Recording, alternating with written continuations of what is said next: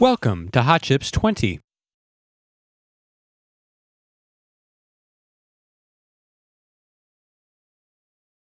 Session 5, FPGAs.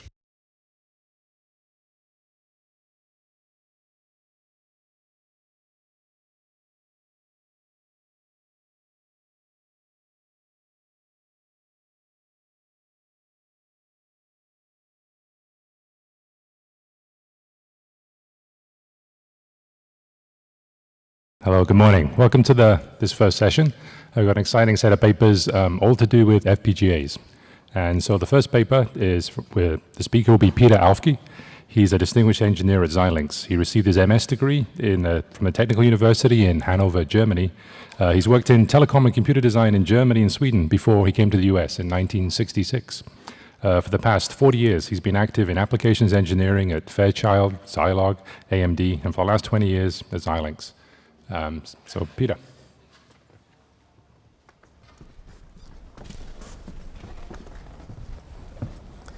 Thank you. Thank you, Christy. Well, the festivities last night seem to have lasted a little bit too long. I'll start my talk with the obligatory reference to Moore's Law. Moore's Law has been very, very good to us, especially in FPGA land. We need all the technology we can get, and in order to compensate for the inherent inefficiency of programmable logic. So every time Moore's Law gave us a new technology, we made smaller chips. The chips automatically got bigger, faster, and cheaper, which means all the advantages came together for free. And now we have to add a lot of functionality, and the speed increases are a little bit harder to come by.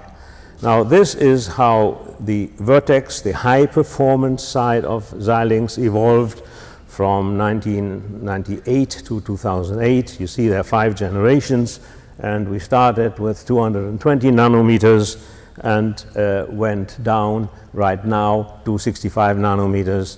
And as a hint of things to come, I also mentioned that there will be 40 nanometers in the near future. So that is the evolution that we have behind us. I'm going to talk about Virtex-5. And when Virtex-5 was born, the gods were smiling. It really was the smoothest, nicest product introduction we ever had done in the 20 years of our history. When we started it, the 65 nanometer process was available, and it yielded well. The features that we put in the Virtex-5 were aggressive, but we knew how to define them. We had experienced circuit designers, and the testing was planned. So it really was a very smooth introduction, and we introduced 5 subfamilies. The last one I'll mention later on today. And one of the nicest things, for us at least, about Virtex-5 is there was no competition. You know, Stratix 3 really was not a competition, is not a competition to Virtex-5. And so right now it enjoys a market share of about 90%, and hopefully it will keep that for a couple of years. So Virtex-5 we're very happy about. It's not your father's FPGA anymore. There are a lot of features that were added to the Virtex-5, and here is a marketing overview over those. I don't want to read it all, but modern FPGAs are not just lookup tables and flip-flops and I/O. They have a lot of extra features that are put in order to achieve higher performance. So in Virtex-5 FXT, the thing I'm talking about today, we put in additional capabilities, and 2 of them. And the first one is a Power PC hard-coded microprocessor. We've done hard microprocessors for a while, and now we took the Power PC 440, licensed from IBM, and we added some stuff around it that I will talk about in the next slide. And also we have high performance transceivers, which I'll mention after that. So the PowerPC 440 is the heart of our hard microprocessor. But a microprocessor is only as good as its connectivity to the rest of the system. And so we added to that microprocessor a crossbar, a 5 input to output master, 5 master, 2 slave crossbar, 128 bits wide, and pipelined and with a FIFO inside and so on. So it allows much faster interaction with the rest of the system. You can see that on the next slide, where we show the microprocessor, the PowerPC. Let's be sure my newest gadget here. So here's the PowerPC, here's the crossbar, 5 masters, 2 slaves, and it is here a typical hookup where it interfaces to Ethernet controllers that go through a DMA channel into this crossbar. The various and sundry peripheral devices that are on the chip go through the crossbar, and there may be a microblaze, a soft microprocessor on the chip, and various other components, and all of them can run through that crossbar and therefore talk to external memory or talk to each other. And all of this costs nothing in what we call fabric. It's all hidden inside the PowerPC 440. So on top of that, there's also an auxiliary processor control unit, a coprocessor controller, again 128 bits wide, and you see here how that coprocessor interfaces to a soft floating point unit. So in Virtex-5, we offer a floating point unit, IEEE, single precision, double precision, and the speed up, which of course is the purpose of a coprocessor, the speed up over the traditional software implementation is somewhere between 6 times and 30 times. So we have 200 megaflops sustained speed with this floating point unit, which is perhaps the most popular thing to hang onto a coprocessor. So that was the new version of the hard-coded microprocessor that we added to Virtex-5 FXT. The other thing that we added is high-performance transceivers.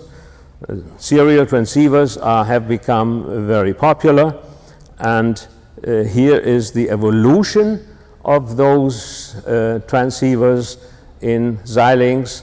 In the beginning, we had the Virtex 2 Pro had 3.75 gigabit per second transceivers in only a few of the chips. As time went on, in Virtex 4, we put these transceivers into the FXT family, and we made them faster, 6.5 gigabits per second, and they consumed a little bit too much power. And so in Virtex 5, we by the time Virtex 5 came out, gigabit transceivers had become much, much more popular. So all Virtex 5 parts have a multi-gigabit transceiver. And we call them GTP, where the P stands for low power. And that low power multi-gigabit transceiver in every Virtex 5 device runs up to 3.75 gigabits per second. But for the FXT, we spruced up the speed. We kept the power low, but we increased the speed up to 6.5 gigabits per second. And here is a picture, a very coarse picture of the functionality We have in the Virtex-5 FXT chips, we have anywhere from 8 to 24 of these multi-gigabit transceivers with differential inputs and outputs, of course. And in the newest version, which I'm going to talk about a little bit later, there are actually 40 or 48 of these transceivers. The speed can be anywhere between 150 megabit per second and 6.5 gigabit per second, adjustable. The power dissipation, and that's something we're really proud of, is down to 250 milliwatts per channel. And of course, these devices have programmable pre-emphasis on the transmitter and receive equalization, also programmable. So in a little bit more detail, this is the transmitter. On the right-hand side, data flow is from right to left in this case. Here is the fabric of the FPGA sending data 8, 16, 20, 32 bits wide into this transceiver, and the output amplitude is programmable. That's nice. So you can go from 1.3 volts down to 500 millivolts.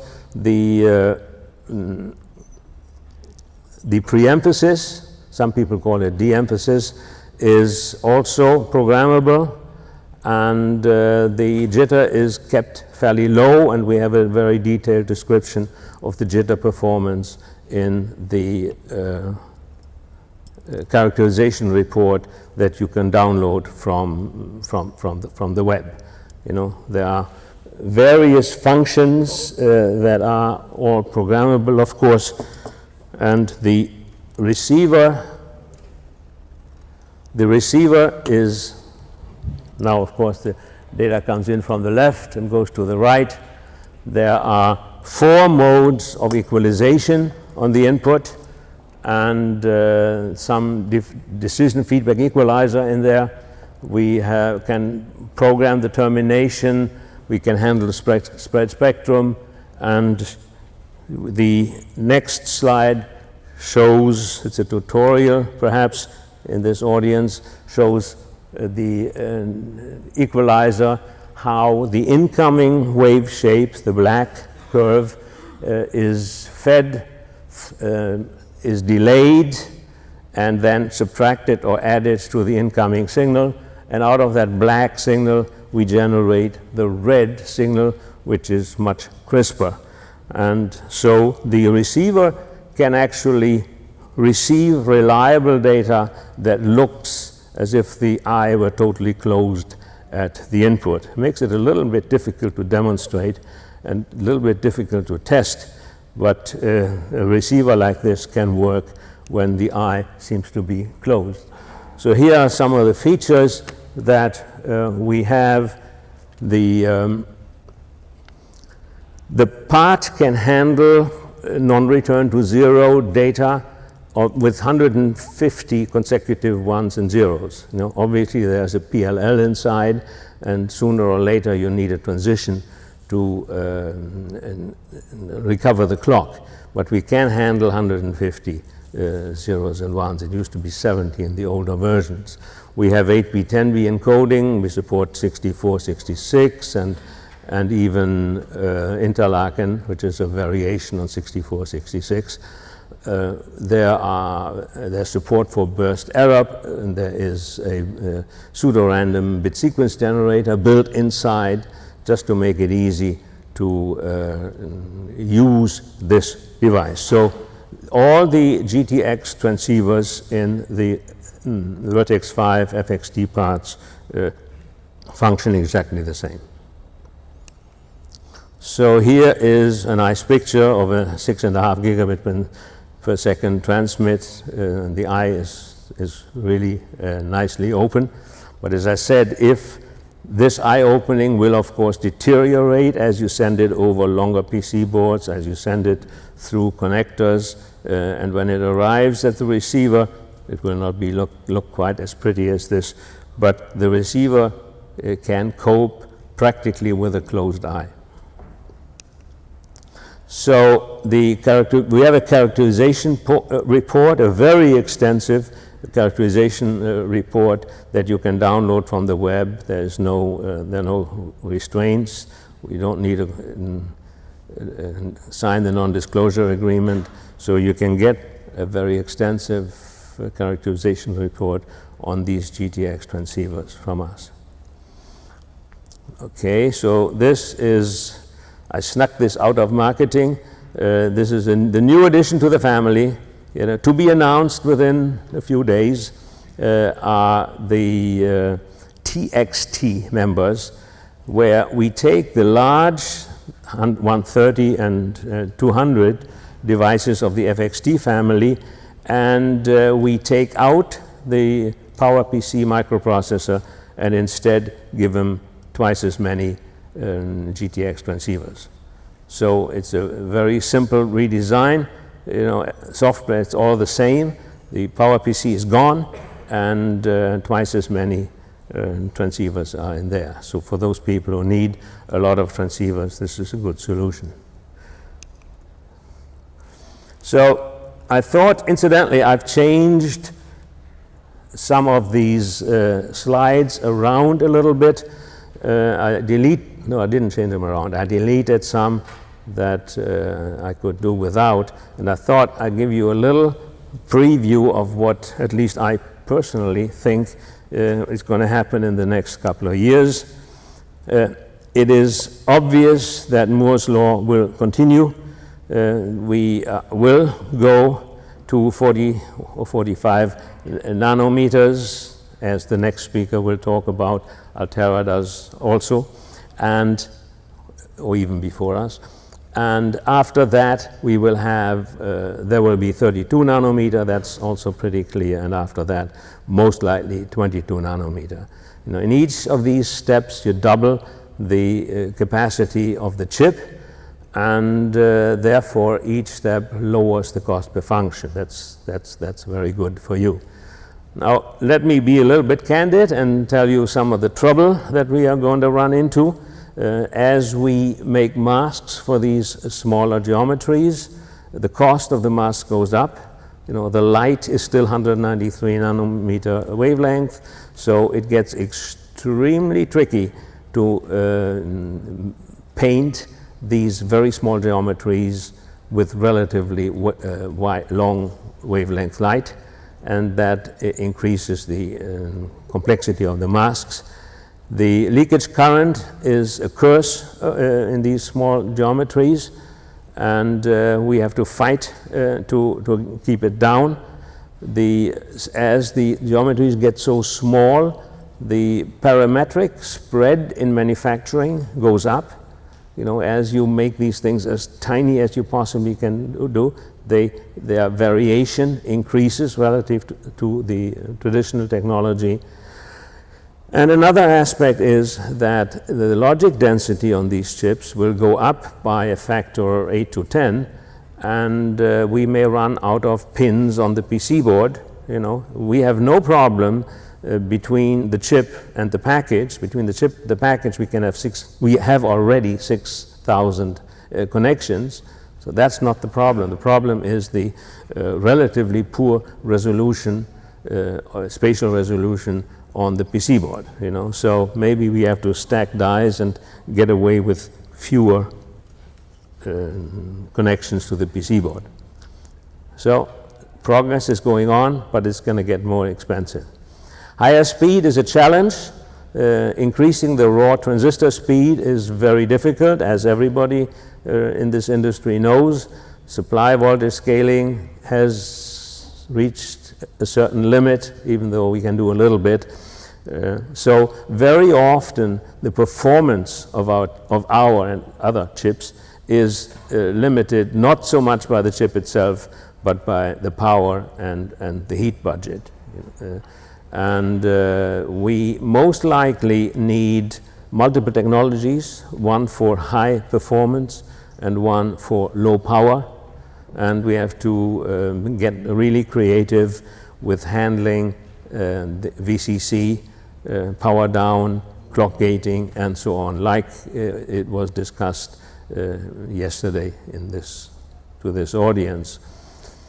The multi-gigabit transceivers face a trade-off. If you want a very wide range, if you want a range from 150 megahertz to 6 gigahertz, for example, then you will build an RC-based VCO.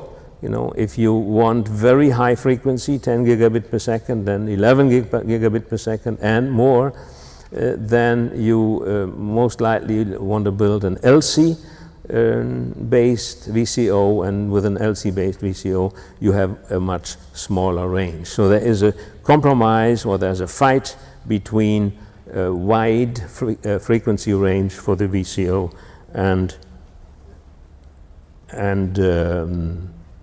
high stability and high frequency. I think I'm getting towards the end. The 10 times expected 10 times growth in complexity of the FPGAs may challenge our users, you know, because they have to design these things, and most likely fewer and fewer designs will be designed straight from scratch, and the design verification is a problem, and design reuse will become a much more important feature, and people will use more cores, and incremental compilation and block-based designs are going to be popular, and we have to make sure that the place and route stays within an acceptable time. So I think I come to the last slide. Virtex-5, by any stretch of the imagination, is a real winner. It has no, at this moment, it has no real competition. The strategy that we had with subfamilies has proven to be very successful. So we introduced several subfamilies as time went on, some oriented towards digital signal processing, some more with a hard-coded microprocessor. Multi-gigabit transceivers are the way to go. They're extremely popular, and we have them now in all our chips. Moore's law will continue. We'll get more, bigger and bigger chips, and the cost will go down.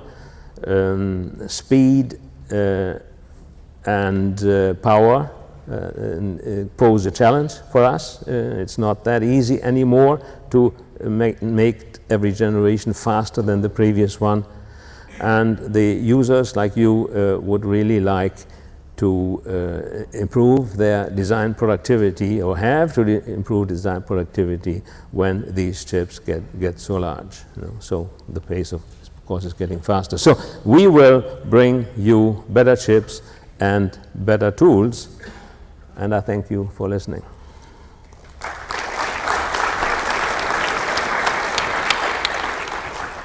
Hi, so we have time for a few questions. If you want to come up to the microphone, and please state your name and affiliation.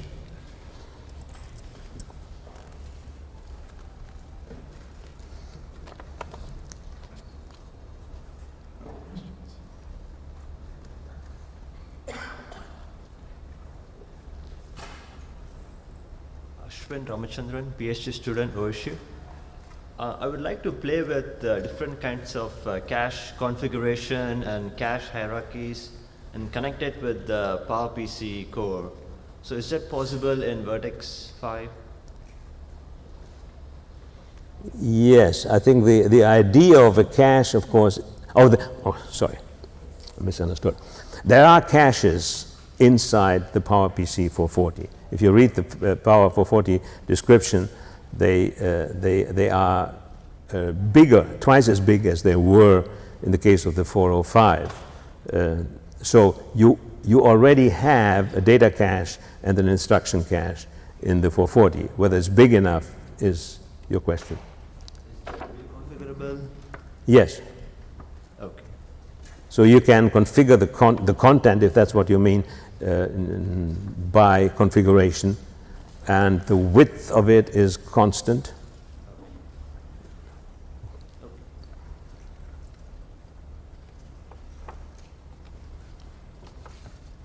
Okay, it doesn't look like there's any more questions. Let's thank Peter again. Thank you.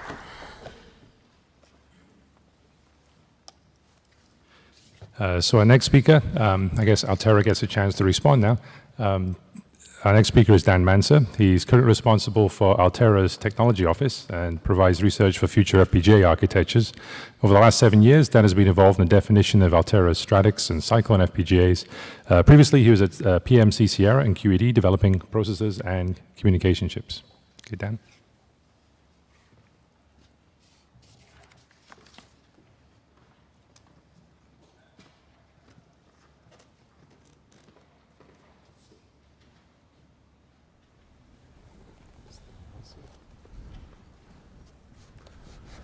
Good morning.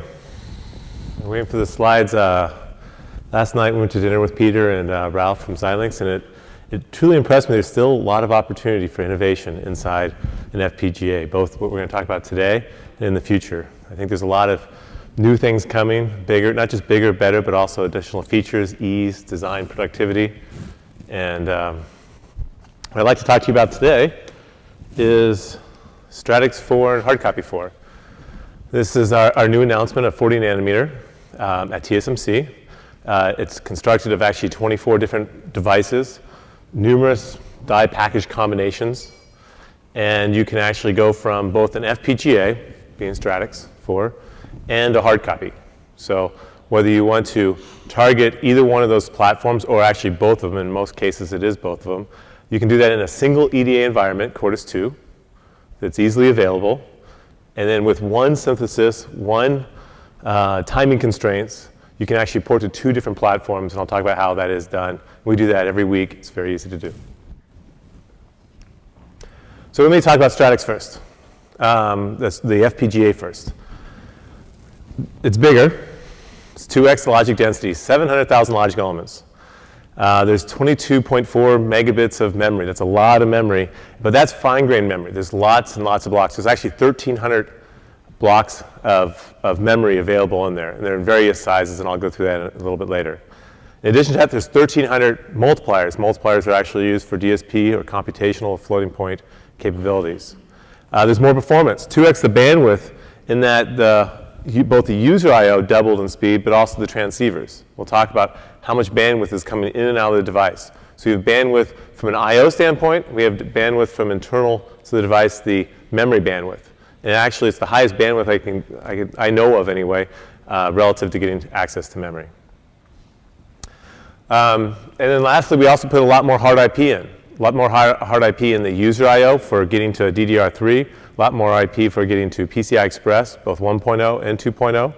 And various more opportunities for memory constructs.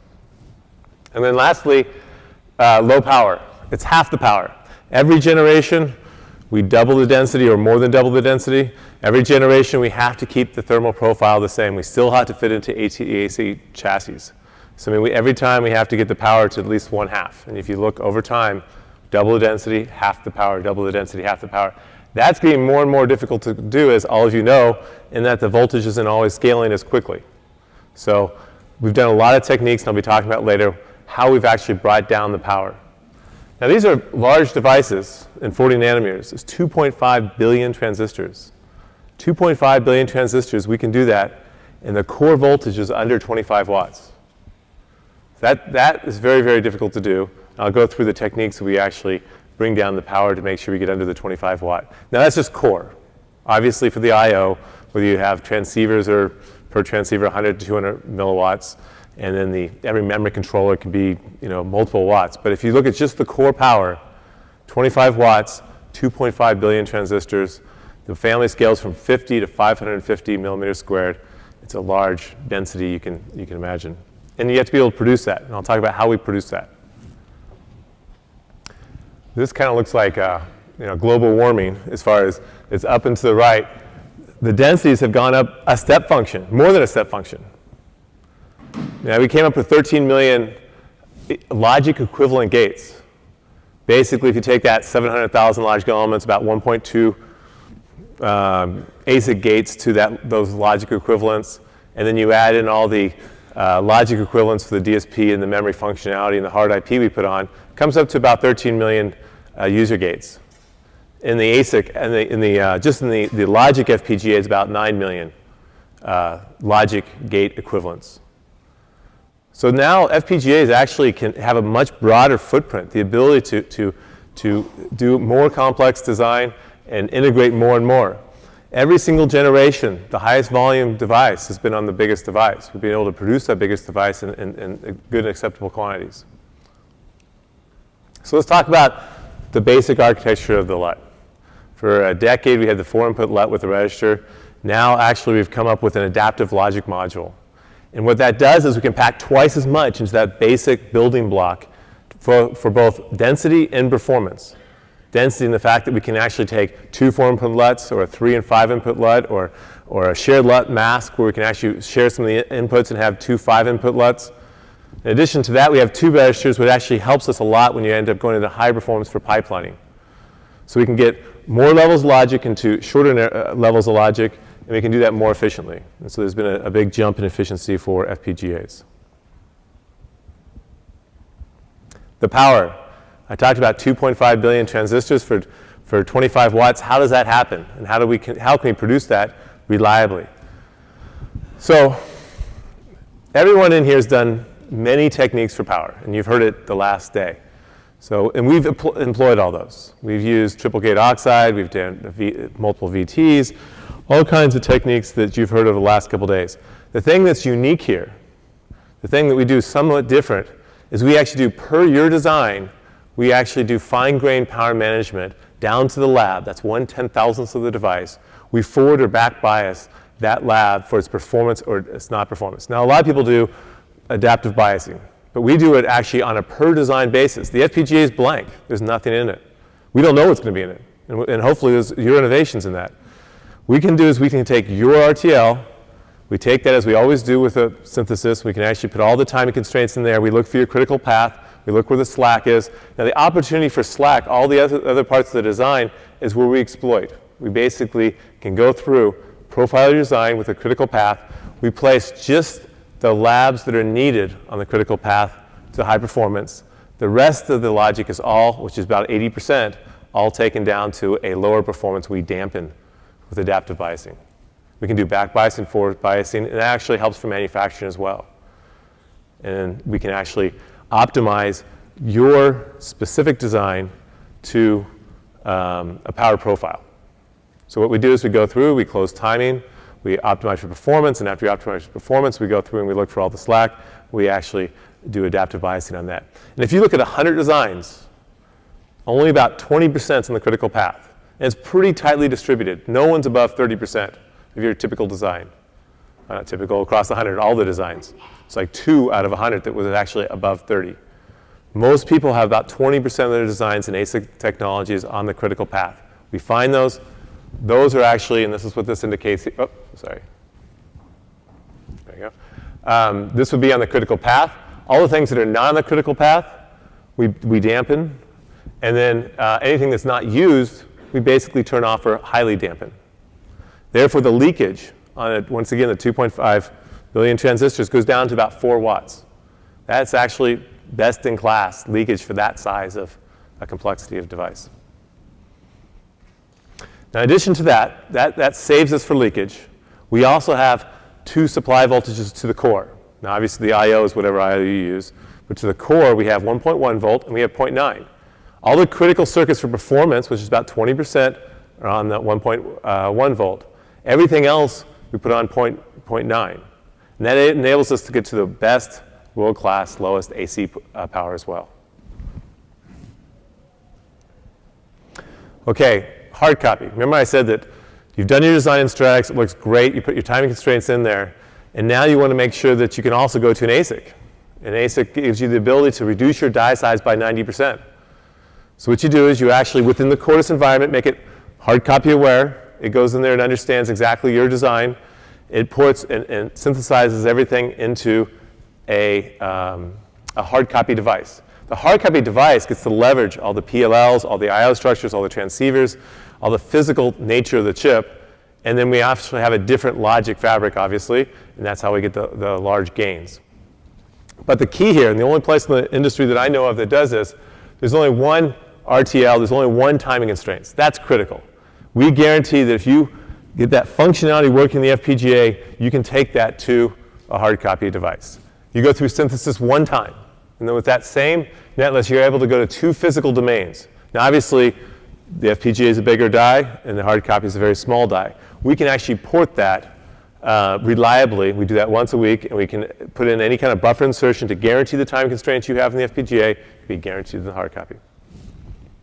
So what you can do is you can actually go through with zero cost to you, as in no substantial NRE, go through and do a complete FPGA design, go into production, have some of your products or your higher-end products on the FPGA platform, and then also at the same time go through a hard copy flow and have a hard copy device for mass production or for your lower cost models. So how do we do that? First of all, to really get to the cost gains, you can't just take out the programmability. What we do is we go through the tools, and we look for just the features within that adaptive logic module that I mentioned earlier. Just take those features out. It's amazing how much you don't use, I hate to say it, in an FPGA. And actually just the constructs, if you're just using it as a 3-input LUT, we just take the 3-input LUT. If you don't use the adder, we don't take the adder. We port to hard copy macros, the HCM, and we just take those. There's a perfect mapping from the FPGA constructs into macros, kind of like a sea of gate macros. Okay, the next subject is the I/O ring. Now, they've doubled. I mean, the user I/O has gone up to 1 gig per pin, 533, DDR3, has all the termination and capabilities, and then I'll go through those capabilities in a second. And in addition to that, you have transceivers on the side here. You have transceivers with both hard PCI Express blocks. I think there's a build on here. Yeah. There we go. The transceiver blocks. And then we put these transceivers in quads. And there's up to 48, 24 on both sides, and I'll talk about why that's important.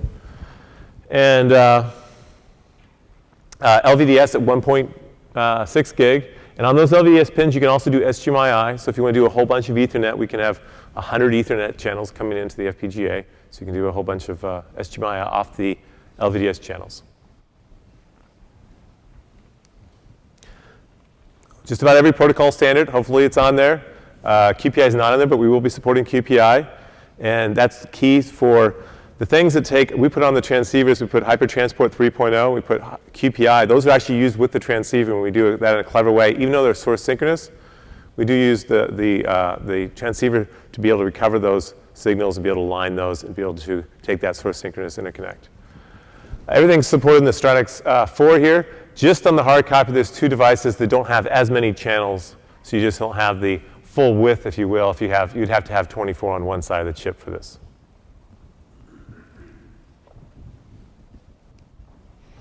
So let's talk about those quads. The picture I showed you earlier, just break down the 4 transceivers here. It's very difficult to go from 155 to 6.5 or to 8 gig or to 10 gig. No PLL in the world can have the elasticity to do that. You just can't. So there's multiple PLs. That's the way you have to do it. You have to use both ring oscillator and LC tank technologies. You have to be able to tap off in any configuration. We don't know what you're going to do with those transceivers. We try to give the usage as high and as flexible as possible. You could be bonding those like Zowie, and you could be using them as independent channels coming in as an aggregation device. And so what we do is we provide you the most flexibility here with this controller mechanism, to be able to take multiple PLLs and be able to tap off those PLLs with any multiplication of those, which gives you almost the ability to do Ethernet in one channel, and you can do PCI Express in another channel. So it gives you the most amount of flexibility in how many PLLs we have. Now, if you're just doing a Zowie quad, you want as low power as possible. So if you do that, you just use one PLL. If in some cases you have multiple devices coming from multiple standards, we have multiple PLLs in the quad for you to tap off of. And then you have to be able to do aggregate, like a by 8 PCI Express. You have to be able to bond multiple channels. And going all the way up to interlocking, you have to bond multiple channels. And I'll talk about how we do that. Now, in addition, we kind of came up with a clever way. Since we have some PLLs within this block here, we can actually use those as inputs, or full transceivers, I'm sorry, for additional transceivers. So now actually you have 6 transceivers, and we actually can aggregate quite a few more on the whole side of the chip. PCI Express 2.0. We validated it on multiple platforms. And everything's taken care of for you. You have, on this side, you have the PMA and PCS, just the physical layer, and you come up in here to the pipe interface. Now you have the data link layer and the transaction layer. And you can bypass those. If you, for some reason, almost everyone uses the data link layer, but let's say, for instance, you just want to come up to the pipe interface and have your own data link layer and transaction layer, you can do that. I'd say 98% are going to be using the standard data link layer, and you can actually use the hard data link layer. And then lastly, you can use the transaction layer. The transaction layer, you know, some people want to have their own error correction schemes, so they want to have some very specific way they do virtual channels inside PCI Express. You can actually do that with your own transaction.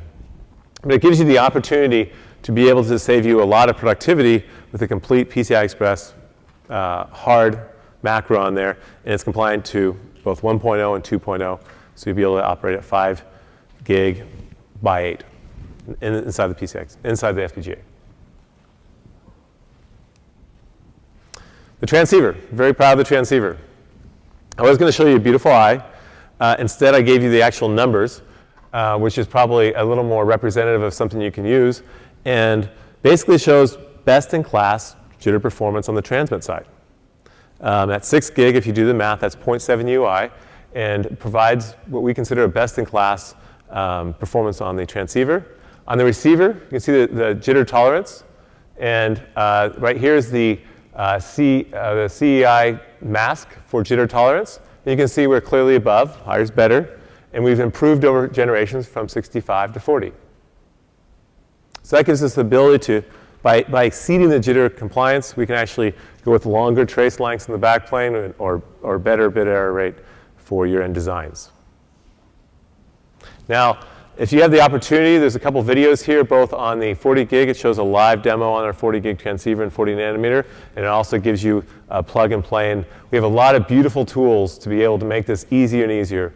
That's really the art. I think that we're really trying to make the FPGA self-tuning, self-compensating, and easier to use and add to your productivity. Okay, I'm going to switch from the transceivers to the user I/O. The user I/O be hooking up to memory, for example. Although it supports a multitude of standards, I just put here, a couple here for representative. 533, 1 gig per pin. That's double the performance of the last generation. The DDR2, QDR, RLDRAM, LVDS, 1.6 gig. And there's a lot of techniques here. This is probably one of the more difficult parts of the whole chip, and the fact that you have to put a lot of features on board to be able to show the integrity of those signals over PVT on these wide buses. All of you in this room, I'm sure, are challenged with that, and that challenge continues. And we have to make it as easy as possible. Not only do that, we have to support vertical migration 10 deep in some cases. So in 1152, we have all kinds of different die that are pin compatible for that socket, whether you use Stratix or hard copy.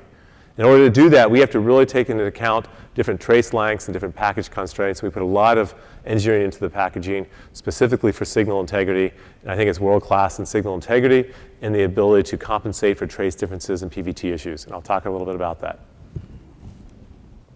So let's break down one of these little tiny I/Os. There's 1,300 that you have to use as you will. If you just take one of them, we have dynamic termination. So we can do you don't want much of a power, so you only get termination when you need it on the receive. You have programmable drive strength, so you don't want to go too fast or too slow. You'll have to do far end termination. You'll have variable delay length, because your traces may not be incredibly aligned, and there's maybe different constraints you have on the board. So we basically do programmable delay, input and output delay, up to 50 picoseconds. Everyone does, sort of a 6 register input for your double DDR. We've gone from 6 registers to 31 registers. There's a lot more IP put into the I/O structure. And what we do is we can do a whole new way to do resynchronization and read-write leveling. That gives us the ability to hook up to a DDR3 DIMM, which is very difficult to do, and takes some unique IP technology to do that.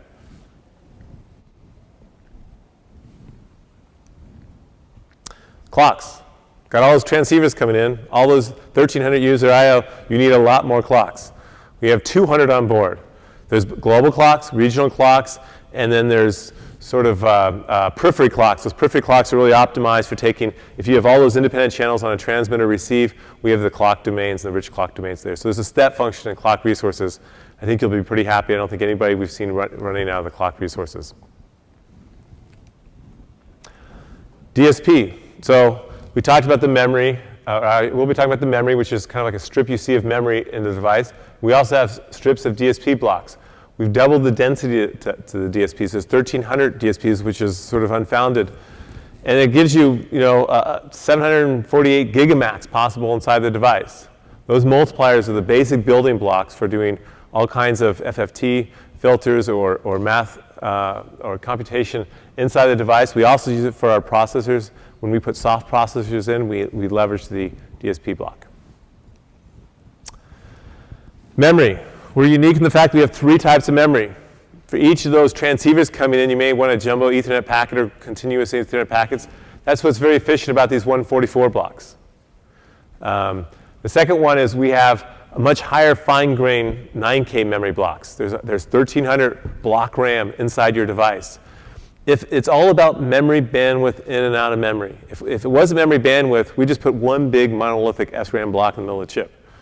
But what's more important is that you have fine-grained memory, the ability to take your RTL and get in and out of that memory in an efficient fashion. In addition to that, we have memory inside the lab. So any one of those 700,000 logic elements that you have, you can actually turn them into memory constructs for FIFOs or SCID buffers, whatever you would like. So you have pretty much unlimited memory bandwidth. How many chips have unlimited memory bandwidth? This just goes through the family and shows you the litany of devices. I talked about 24 devices, both in the Stratix. There's transceiver, non-transceiver based devices. And in the hard copy, which is one back, hard copy devices, reports to hard copy and shows you the millions of gates you can have by device. So, in conclusion, there's a significant more logic as a step function of ability for you to integrate your design and give more design on the platform. There's significantly more memory on board. We can produce that reliably. We produce that with something that's very unique called, with redundancy, the entire array is electrically repairable. Because those big die at 40 nanometer are very difficult to produce. We can actually go through and we actually repair each of the die and have pretty a step function, the ability to produce those. Innovations in performance, power. We believe we have a 30% performance advantage based off the technology I showed you on the adaptive logic module and the frequencies we were able to achieve in 40 nanometer. Bandwidth and flexibility of IOs. We have up to 48 transceivers and actually there's 1,300 user IO and up to 1 gigabit per pin on each of those IOs. Thank you.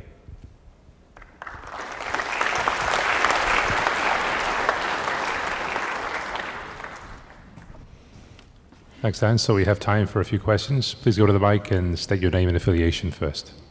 Ando from MyCom. I have a question about your programmable power. And is it the body bias technology? And I'd like to ask the granularity of the control. I'm sorry, I didn't hear that.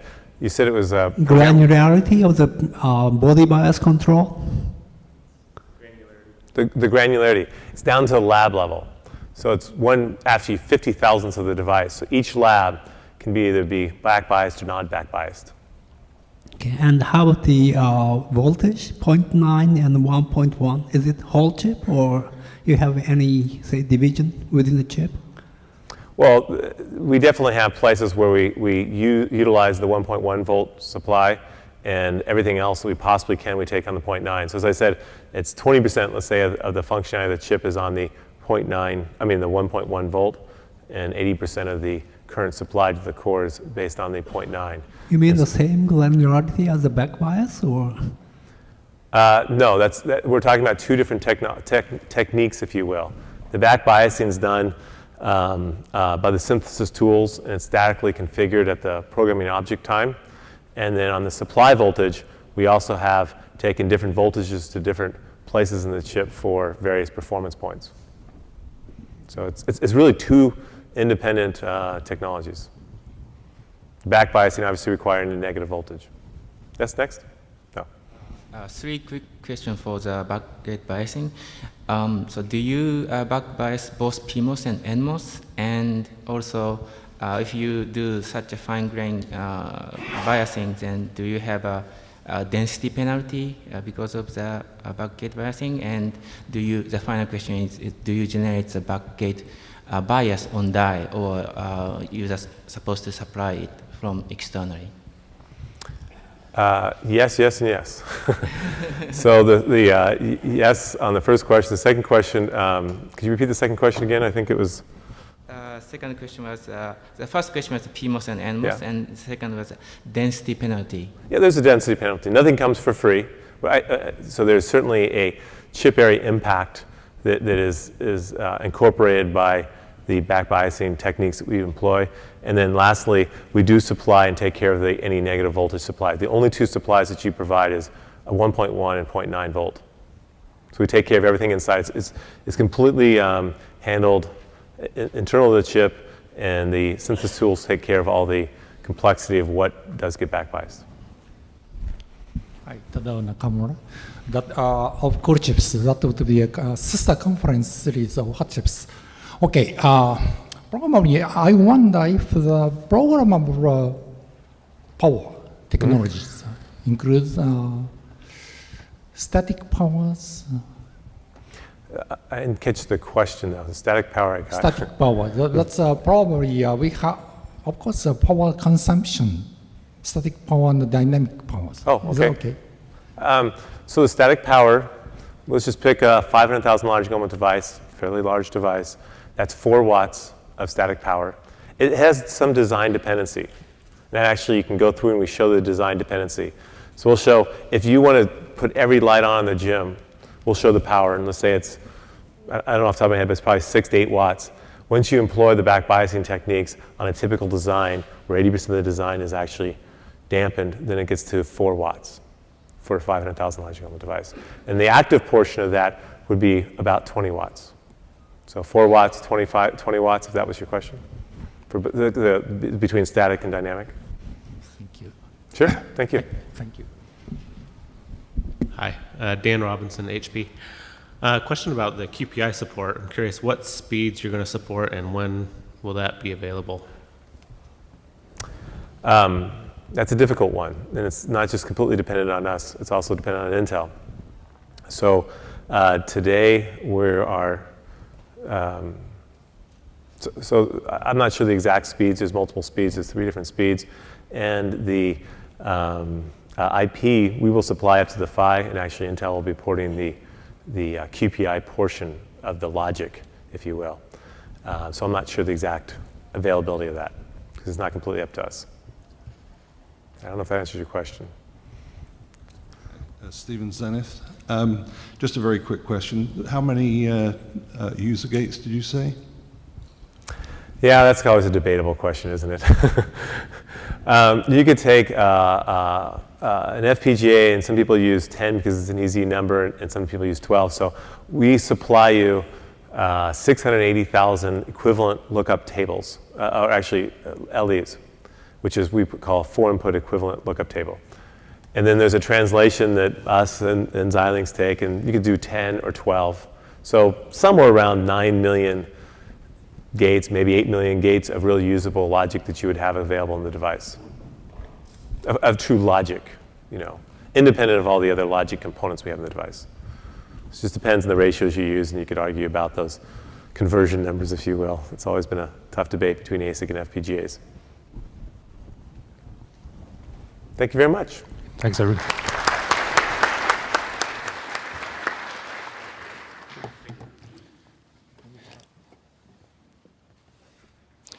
It gives me a great pleasure to introduce our next speaker. It's Mike Flynn. He should need no introduction. He's a very long and esteemed career here at many places at Stanford. He's now emeritus professor at Stanford, but instead of a relaxing retirement, he's now heavily involved in a new startup. He's going to be telling us about Maxeler technologies. Good morning.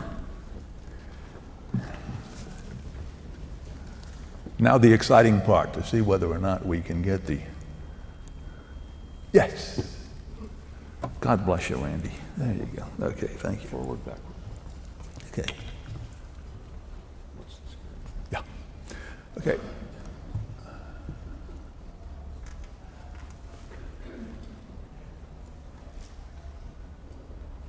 It's strange. Click to edit the master's time. Well, who knows? We'll find out what that means. But Maxeler is a London-based service company that does computer acceleration. We're a small company, and we basically, we don't sell software, we don't sell hardware particularly, we sell the service of accelerating computations for various customers. As you'll see, mostly it'll be, in this discussion, I'll be talking about oil and gas applications. Let's see what happens, okay.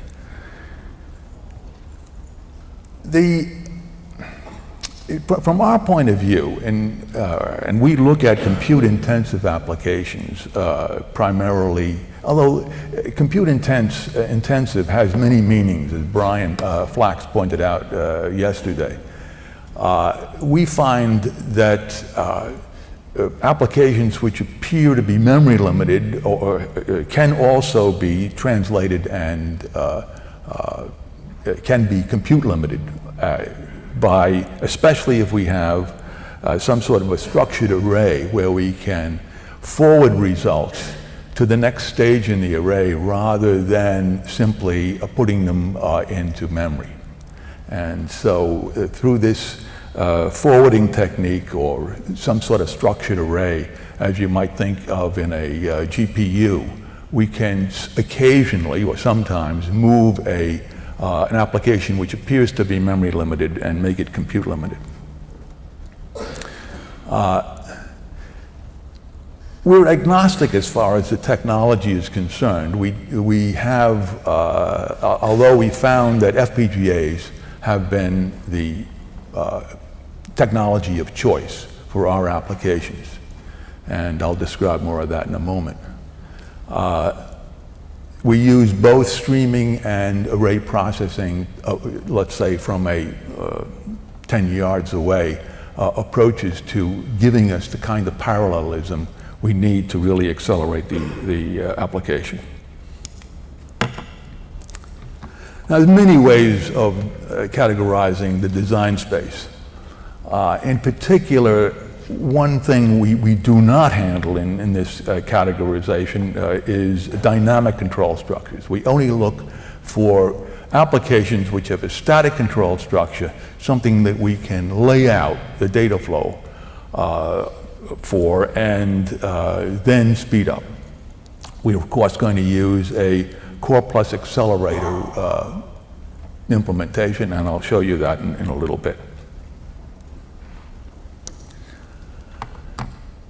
Basically, the idea for most of the speed up that we get in the applications that we've looked at is to take the application, develop a data flow for the application, and just stream it out till we run out of silicon. And as long as the DAG or the data flow is long enough, we're going to just simply run out of silicon. And we're not going back to memory. This again, because what we will do is either store the intermediate results in the array, in this case in the FPGA, or in a buffer that we will provide as part of our implementation.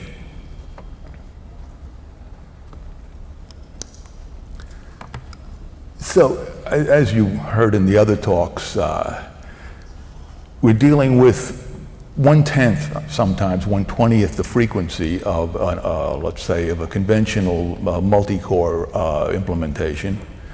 But we do have of the order of hundreds of thousands of cells to allow us, to enable us to do parallel processing and buy back the loss of performance with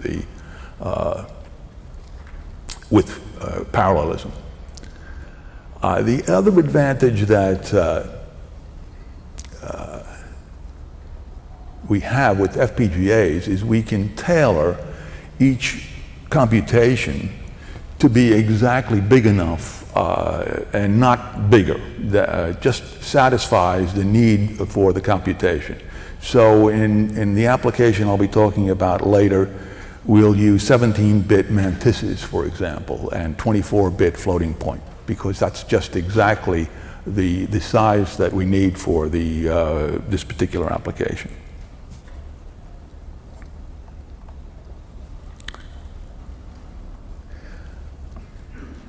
The other point, I suppose, is we can reconfigure the FPGA in about 100 milliseconds, which is useful in certain portions of of evaluating the application, speeding up the application. Now, to begin with, we're going to use let's say, a non-traditional approach to defining the application at the start. We particularly use what I'll call a cylindrical rather than a layered model of implementing the software for the application. We will, and I'll show you what I mean by that. Basically, rather than having layers of representation of the application, what we do is we look at the whole application from beginning to end, from top to bottom. We try to work with the customer in the beginning, defining the best representation or the best, let's say, algorithms which suit the speed up for that particular application. And then we make choices through the hardware and software. We lay out the memory system, what kind of algorithms we and the hardware are going to use, what kind of data representations we're going to use, where things are going to go. So we make all of these choices back and forth and do it multiple times before we, in order to achieve the kind of speed up we're looking for. We start with a kernel. Usually the customer defines a kernel, and that kernel we work on for a period of time and get the desired speed up. Then we go outward from that kernel. We build, take a small part of the application, and again, ideally, the application has to not only be static, but have a critical part, a small but computationally intensive part that we can work with to start with. With that part defined, we make, usually with the customer, various algorithmic choices. And then we decide on the type of parallelism, whether it's going to be SIMD or whether we're going to use vectors or whether we're going to use a streaming model, how to get the acceleration for this kernel. And then we go down and we make the data representation choices. We make the routing and timing choices down all the way to the base FPGA. Now later we then expand this to encompass the entire application.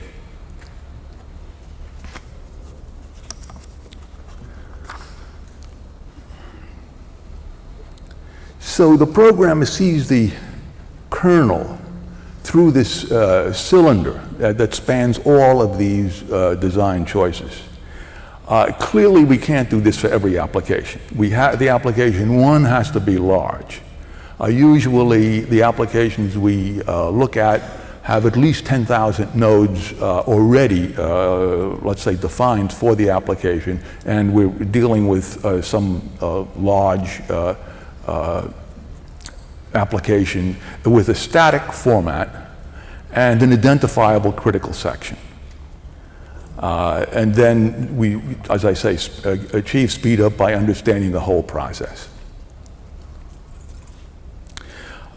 Typically, we work with existing applications which are implemented on one-use servers. And so our model is to come in with a PCI board or something like that, plug it into the server, and see the speed up. We don't replace hardware, we add a little hardware to an existing application to get the kind of speed up that we target.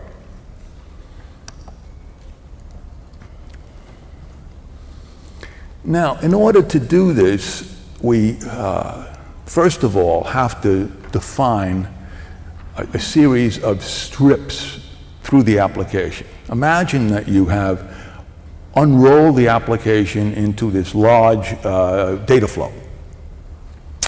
The first thing we have to do is to balance the memory, the input into the, let's say, array that we're looking at. And so in order to do that, we're going to take that data flow and see how long it can be extended, how many times, let's say, the computation can be unraveled, or how many data points can be covered with one data flow. And then we also look at whether or not we can replicate that data flow and do multiple points or multiple strips of the problem at the same time. Then we stream once that's defined, and it's usually defined by the DRAM bandwidth, we go ahead and we stream the computation or the data flow through the array, and we run out of silicon at some point.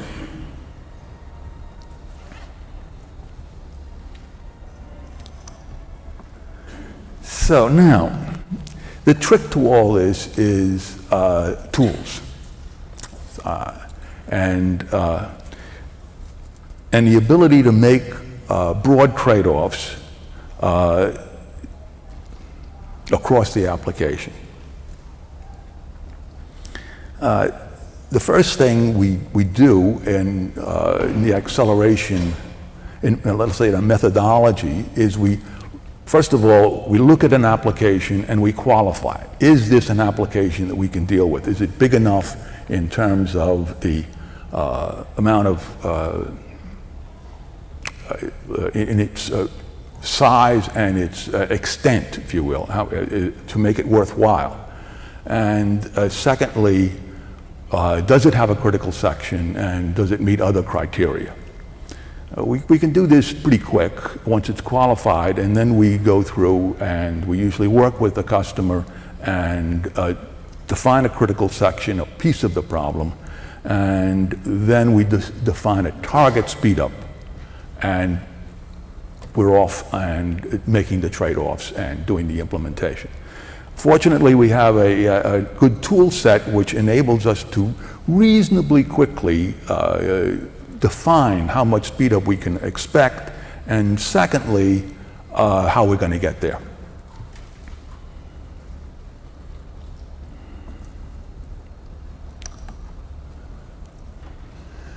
So this is the way we do it. We do an analysis of the program, profile the program, and as I say, create the data flow, the data layout, the representation, 17-bit, whatever it is we need. We work with the customer to make sure that we are going to deliver the same result that the user is already seeing on his existing implementation, which is usually multi-core based. And then we use the stream compiler to, once we've defined it and we've optimized it, we just simply implement it with our stream compiler, which configures the FPGA and sets the runtime interface.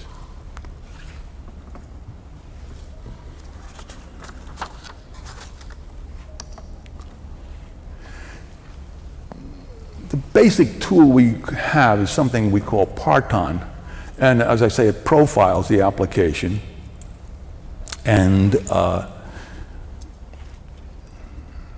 it also, and there's a series of iterations we have to go through as we take the application and move ahead with it. The first is we have to define the memory.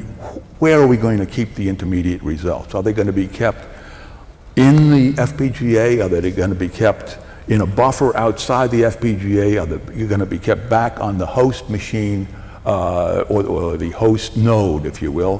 What are we going to do? How are we going to represent the data?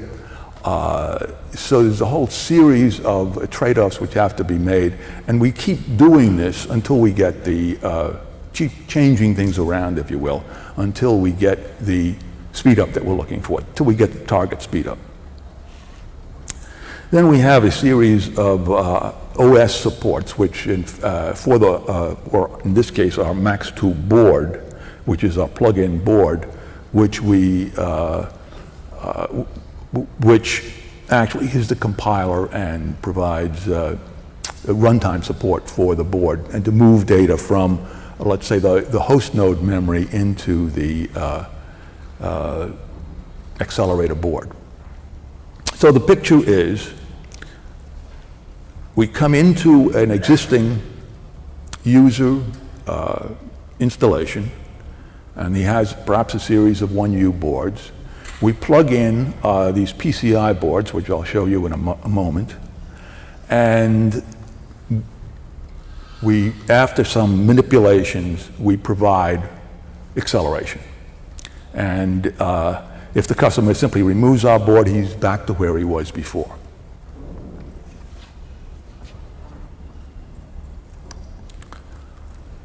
Now, this is a standard board. We use two Virtex-5, and you've just heard about that, with 24 gigabyte of memory on the board. The memory is DDR2, and it's populated on both sides of the board. And we have a small thing in the middle there for configuration control, which is really booting the FPGAs. Okay. Parameters.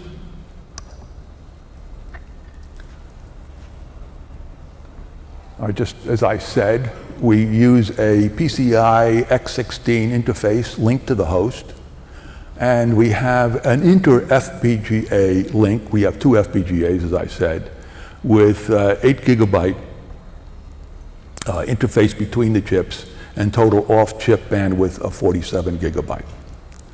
The MaxOS, which is on the board, of course, handles the plumbing and the choreography, as I'll call it, for the moving the data between the FPGAs and moving it to memory. There is for each of the FPGAs, there's a DDR DRAM module, 64-bit wide. So there's a 192-bit interface between the three modules and the FPGA.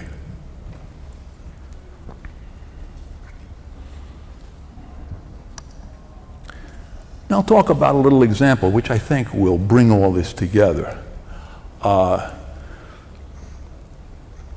In oil and gas, the way data is collected is to distribute these sensors over a large area.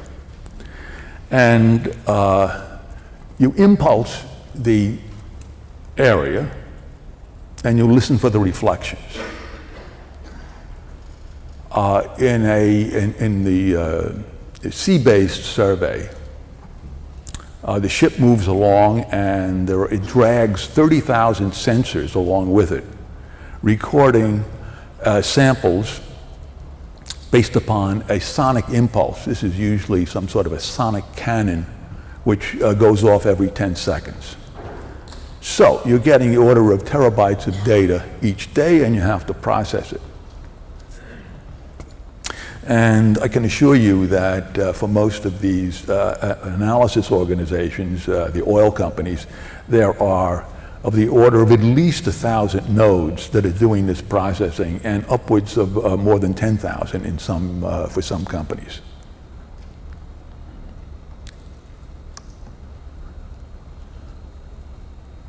Now, as you can imagine, as you get these reflections back, you can look at the frequency, the amplitude, you can look at the way the data comes back and the delay at which it comes back.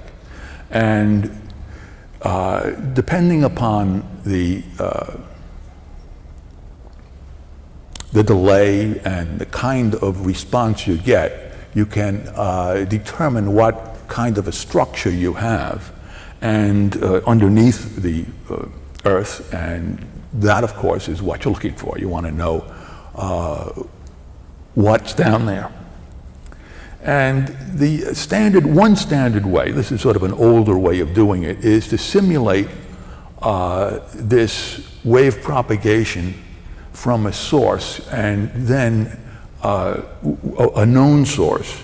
And then as you go through on a test run, you compare the test results to the reflections from a known source, and if it's interesting, the comparison will match.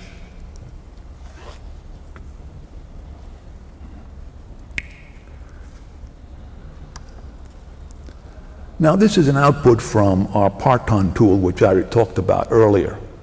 And this is profiling what happens in this kind of modeling. This is doing a 3D convolution of the reflections, the data points.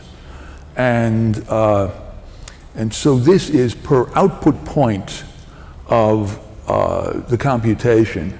This is what's required to do this particular computation. You'll see that there's a lot of floating point, although for each floating point op, there's a move in a store or a load or load or store or a branch.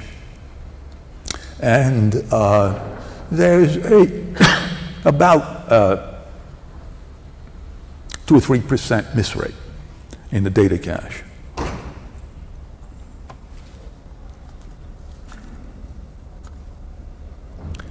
The other operations really are to manage the boundary problem between grids. Each time you do a computation, you're operating on a certain grid size, and you have to then interlace these grids to make sure you have you don't have false reflections.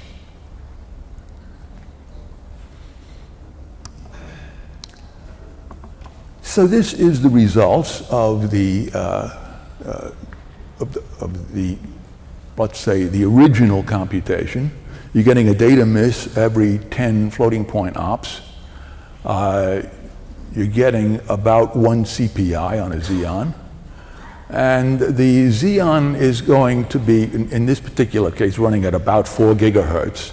And we're going to run our accelerator at about 200 megahertz. So there's about a 20-to-1 advantage that the Xeon implementation has over the accelerator.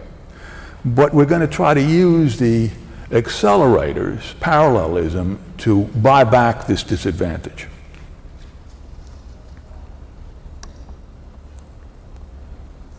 Okay. Now, basically, what we're going to do is, in this particular case, we're going to, instead of dealing with 1 point at a time, we're going to deal with 4 strips or data strips at a time. And that's so we input the data for 4 strips every cycle. And then we buffer the intermediate results, and we forward it to the next stage in a pipeline. We have a streaming pipeline then. And the pipeline goes for about 500 stages. So, and in order to get the area that we're looking for, we size the floating point, in this case 17-bit mantissa, so that it gives us the area that we want, so we can go deep enough. So this gives us a total of about 4 times, say 500 times 2, because there's 2 FPGAs, a total of about 700 gigaflops of this peculiar sort of flop per board.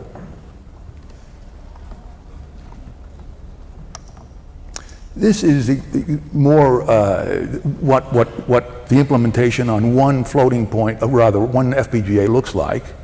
We have taken simply the data flow and implemented it over here, and we have data coming from the other FPGA, which sort of choreographs the flow between the 2 FPGAs, and we have data coming from the host memory and from the three channels, the three modules, DRAM modules.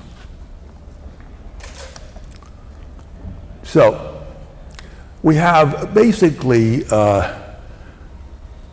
the four inputs. We have no cache misses because everything is pipelined, it's static. And so what you're seeing here is just some vague representation of a directed acyclic graph or a data flow of the problem, the unraveled data flow of the problem. So how do we get speed up? We stream the computation over 500 stages. We execute 8 points simultaneously. We eliminate cache misses, giving us about a 2-to-1 advantage over, let's say, the Xeon implementation. So we have a maximum speed up possible of a little less than 400. We operate at 1/20th the speed, and we reduce power and space. So how typical is this? Well, we have other, we're active in other areas, mostly in financial, derivative pricing, and we don't see any problem with repeating this kind of implementation in that area. And of course, there are many kernels which have been reported, which I'm always suspicious of because they're not the whole application, but there are a number of reports of aggressive speed-ups with FPGAs. So now here's the question. How can an emulation, which is really an FPGA, be better than a custom designed processor? And so this is the thing that actually I wrestled with in a number of ways.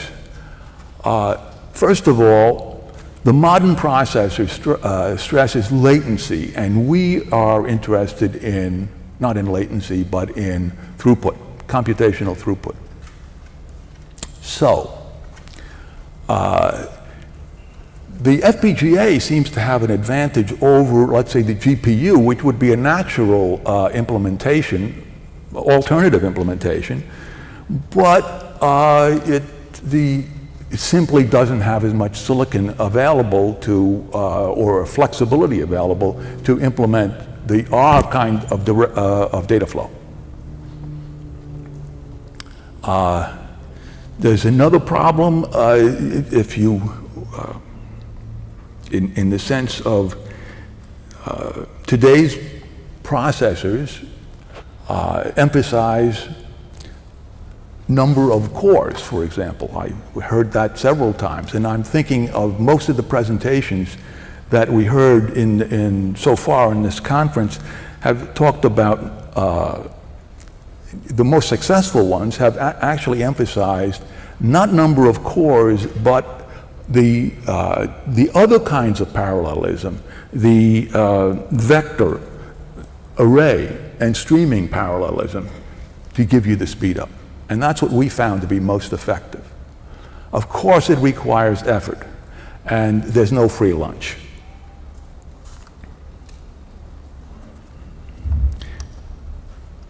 So, this is what we found, and but I think the more interesting question is, what does all this say about where we are in high-speed computing? And when an emulation of the computation is performs better than the, let's say, dedicated hardware that we normally would offer the user.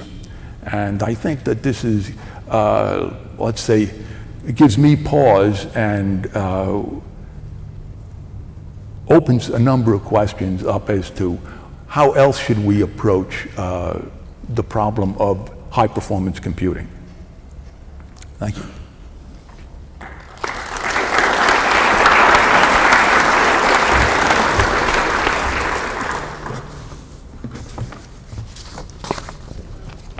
I think we have time for a few questions. If you'd like to come up to the microphone and state your name and affiliation.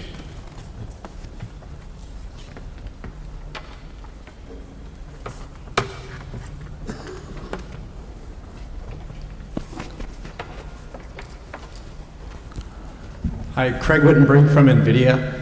I was looking at the observation that if all the applications that you're using are streaming, this is ideally suited for implementation on a GPU because the GPU really is a streaming processor. So Right.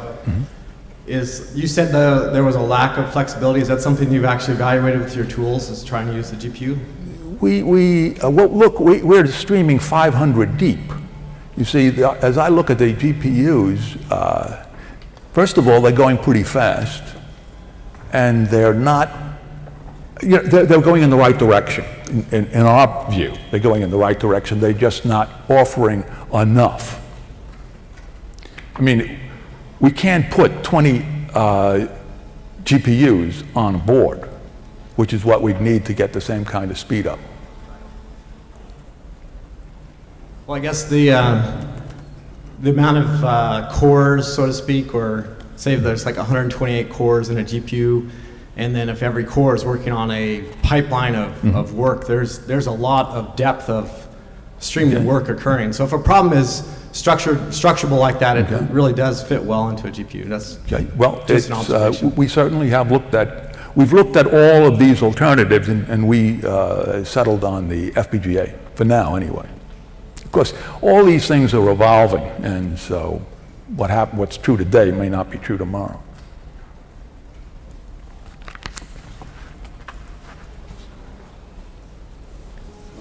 Mikhail Smilyansky from Intel. You said that you size your functional units for lower precision. Does it cause any problems, especially in computational finance, with accuracy? No. First of all, the lower precision was not for finance. The lower precision was for this particular data, and this is just let's say, it's only a measure of the integrity of the data that's recorded. There is a limit to the accuracy of the recorded data. So in finance, is a completely different model.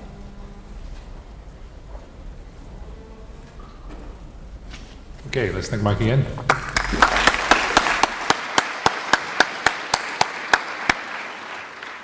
Before you leave, I have a quick announcement. A wallet was found, and if it's yours, you should go claim it at the front desk. To give a hint for people who may not realize the wallet has been lost, your initials are BO.